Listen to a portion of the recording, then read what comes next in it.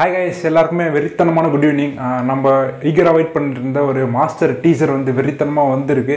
So அந்த டீசரோட review பற்றி நம்ம வீடியோவில் ஃபுல்லாக பார்க்க போகிறோம். அது முன்னாடி நீங்கள் நம்ம சேனல் சப்ஸ்கிரைப் பண்ணலாம், சப்ஸ்கிரைப் பண்ணுங்கள். சப்ஸ்கிரைப் பண்ணினா தான் நான் போகிற வீடியோ உங்களுக்கு நோட்டிஃபிகேஷன் வரும். ஓகேவா, சூப்பர். வாங்க வீடியோக்குள்ளே போயிடலாம். ஃபஸ்ட்டு வந்து நான் மாஸ்டர் டீசர் வந்து வரப்போகுதுன்னு லாஸ்ட்டு 5 minutes நான் வந்து என்ன பண்ணேன், மொட்டை மாடிக்கு போயிட்டேன். மொட்டை மாடியில் வந்து டீசரை பார்த்துட்டு கீழே வந்து வீடியோ போடணும் இல்லையா, அதனால் வந்து வேகமாக ஓடியாடும் போது நான் ஜஸ்ட்டு மிஸ்ஸு நான் கால் ஸ்லிப் ஆகி கீழே வந்துருப்பேன். அந்தளவுக்கு ரொம்ப எக்ஸைட்மெண்ட்டாக வந்து அந்த ஒரு டீசரும் வந்து இருக்குது. ரொம்ப கூஸ் பம்ப்ஸாகவும் இருக்குது இந்த ஒரு டீசரு.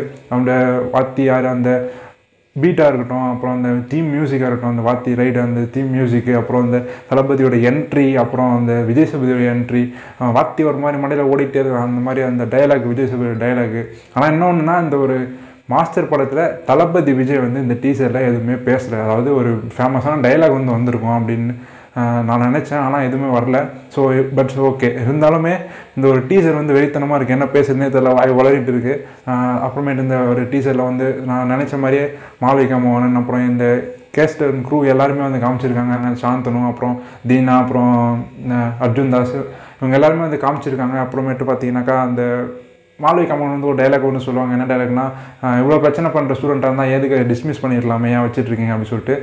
அப்புறமேட்டு ஒரு மேம் சொல்லுவாங்கன்னு நினைக்கிறேன். அவங்க வந்து என்ன சொல்லுவாங்கன்னா, ஜேடி வந்து ஸ்டூடெண்ட் இல்லை, அவர் தான் ப்ரொஃபஸர் அப்படின்னு சொல்லுவாங்க. அப்படியே வெறித்தனமாக அந்த கூஸ் பம்ப்ஸாக இருக்கட்டும், எல்லாமே வந்து வெறித்தனமாக இருந்தது.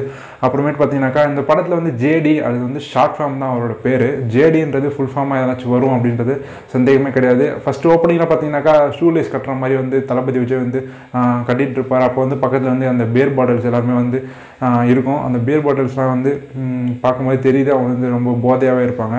இவங்களால கண்டிப்பாக வந்து ஏதாச்சும் ஒரு ப்ராப்ளம் வரும் இந்த ஒரு படத்தில். நம்ம வெயிட் பண்ணி தான் பார்க்கணும். இந்த ஒரு படம் வந்து பார்த்திங்கனாக்கா வெறித்தனமாக தான் இருக்குமே. தளபதிக்கும் விஜய் சேதுபதிக்கும் என்ன ஒரு பிரச்சனை அப்படின்றது நான் டீசரில் வந்து கண்டுபிடிக்கவே முடியல. ஆனால் வந்து ஃபைட் சீன்ஸ் எல்லாமே காமிச்சிருக்காங்க. அந்த மெட்ரோ ட்ரெயினில் வந்து அந்த ஒரு ஃபைட் சீன், அப்புறம் அந்த ஏதோ ஒரு கிளாஸ் ரூமில் அடிச்சுட்டு வந்து ஃபைட் சீன், அப்புறம் காலேஜ் வெளியே அடிச்சுட்டு இருக்க ஒரு ஃபைட் சீன், அப்புறம் எல்லாமே வந்து வெறித்தனமாக இருக்குது. வேறு லெவல் பண்ணிட்டார்.